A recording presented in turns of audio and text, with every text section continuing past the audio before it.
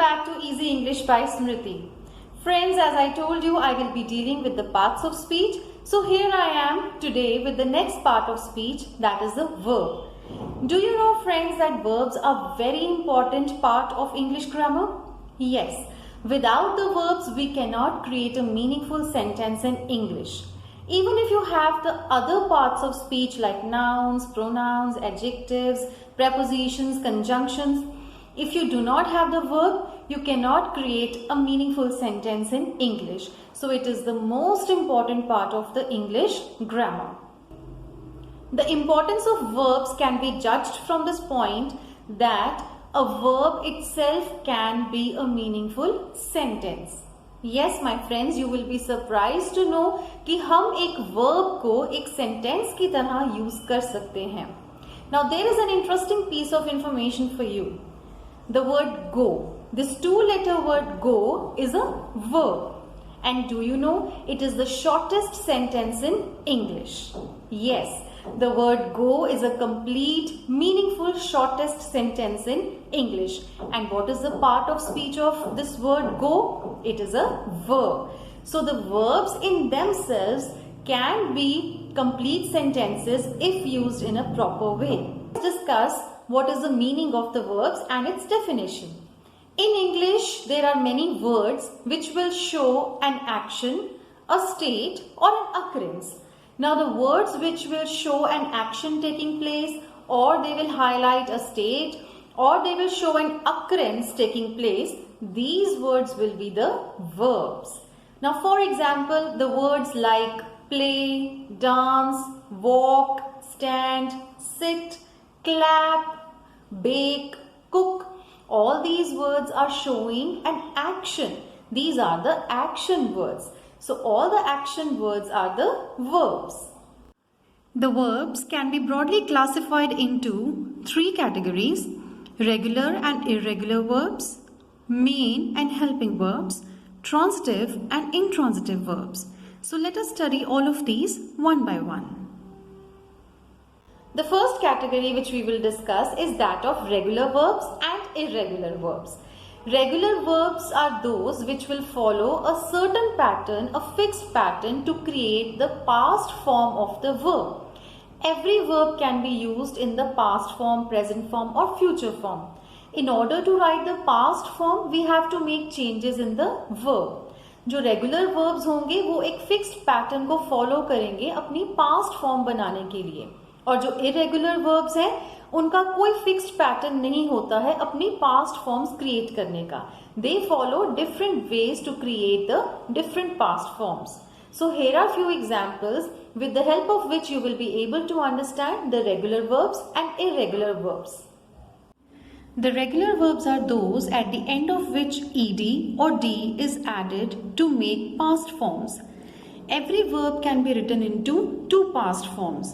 So in order to create the past forms for the verb, we will add ed or d in case of regular verbs. For example, dance. In order to make the past form of this word, we will add only d. Dance, danced, danced.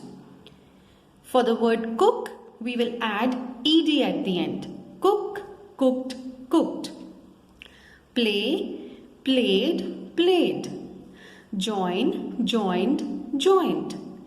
Kill, killed, killed.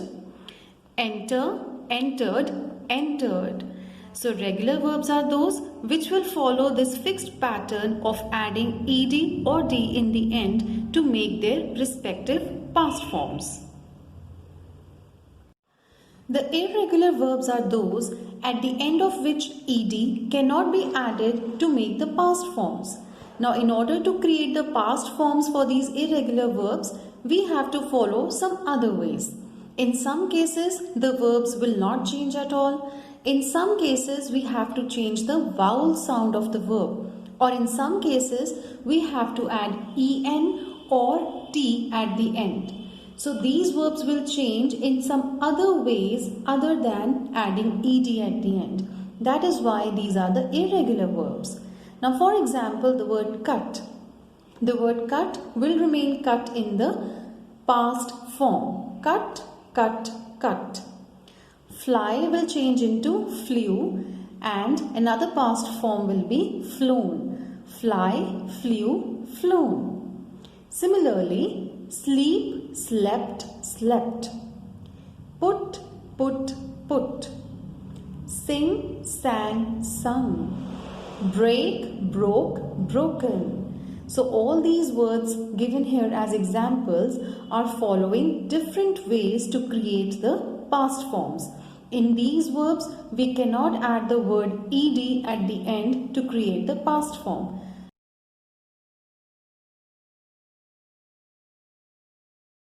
The next category is that of the main verbs and the helping verbs. Now, what are the main verbs? From the name, it's quite clear that main verbs are the main action words in a sentence. Now, the words like play, jump, dance, sit, stand, cook, come, go, and many other words like this, they are the main action words of a sentence. So, they are the main verbs. Now, on the other hand, what are the helping verbs? Helping verbs are those which will help the main verbs in completing their meaning or showing the tense of the verb. In this category, which words will be there? Words like is, am, are, was, were, has, have, can, will, may, should, and words like these will be a part of the helping verbs. So here are a few examples for you to understand the difference between the two in a better way. The main verbs are the main action words in a sentence. For example, she is making dinner. What is the main action going on? The action of making dinner. So making is the main action here. So it is the main verb. They are playing football. The word playing is telling us what is the main action taking place. They are not watching football, but they are playing it. So the word playing here is the main verb. She was watching TV yesterday this time. The word watching is the main action shown here. So that is the main verb. Rahul will fly a kite tomorrow. What will Rahul do tomorrow? Fly a kite. So the main action is fly. The troops are marching in the ground. What are the troops doing? Marching. So marching is the main action done by the troops. She can speak English. What can she do? Speak English. So the word speak here is the main verb. So the main verbs are the main action words used in the sentence. The helping verbs are those which help in completing the meaning of the verb and provide a sense of the tense, show the mood or ability of the speaker. Now the verbs can be used in either past, present or future tense. The helping verbs are those which will tell us about the tense of the verb. For example, she is making dinner. Now the word is here is a helping verb and it is telling us that the action is taking place right now. So the action is going on. It is clear with the help of the word is. They are playing football. The word are here is a helping verb and it is telling us that the action is going on right now. She was watching TV yesterday. The word was is helping the main verb watching and it is clarifying that the action was taking place yesterday. The action was taking place in the past. Rahul will fly a kite tomorrow. The word will here tells us that the action will take place in future tomorrow. The troops are marching in the ground. The word are is telling us that the action is going on right now in the present. She can speak English. The use of the word can is showing the ability of the speaker. So it is like a helping verb to show that she can perform this action. So these are the helping verbs. The next category of verbs is the transitive verbs and the intransitive verbs. Now what are the transitive verbs? Transitive verbs वो हैं जिनके बाद एक object use किया जाता है. जो object है, it can be a noun or a pronoun. So in a sentence, you will have the pattern of subject, verb and object. So if there is an object after the verb, then the verb which we have used will be transitive verb. On the other hand, in the intransitive verb, there is no object after the verb. So the pattern can be subject and verb. There may be other words in the sentence, लेकिन वो object नहीं होंगे. So we have to remember कि transitive verbs में verb के बाद object use किया जाता है और intransitive verb में verb के बाद object use नहीं किया जाता है. See, there are few examples for you to understand it clearly. Transitive verbs are those which take an object after it. Now, how will we find an object in a sentence? By asking the question what or whom with regard to the verb. For example, she baked a cake. Now just ask a question here, she baked what? The answer is a cake. That means there is an object present in this sentence and the object here is a cake. If an object is present in the sentence, then the verb used here is a transitive verb. He is watering the plants. Ask the question, he is watering what? The answer will be the plants. So plants here is object. If the object is present, then the verb will be transitive verb. They are playing cricket. They are playing what? Cricket. So cricket here is an object. I am watching a movie. I am watching what? A movie. So movie here is an object. I met my old teacher. I met whom? My old teacher. So old teacher here is the object. Ria submitted the project. Ria submitted what? The project. Project here is an object. So in all these sentences we have the object.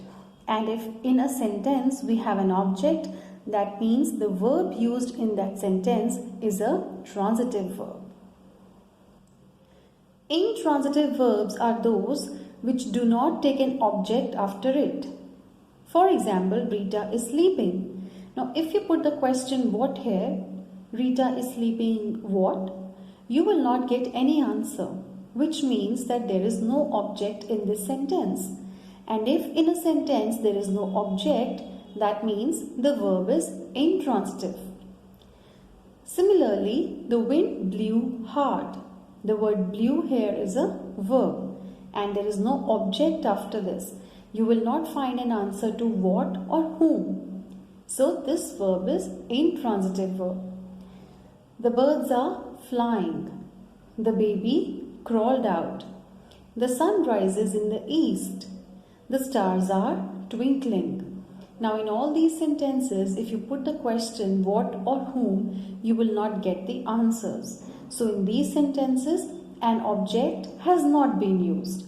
And if in a sentence an object is not used, then the verb used is intransitive verb.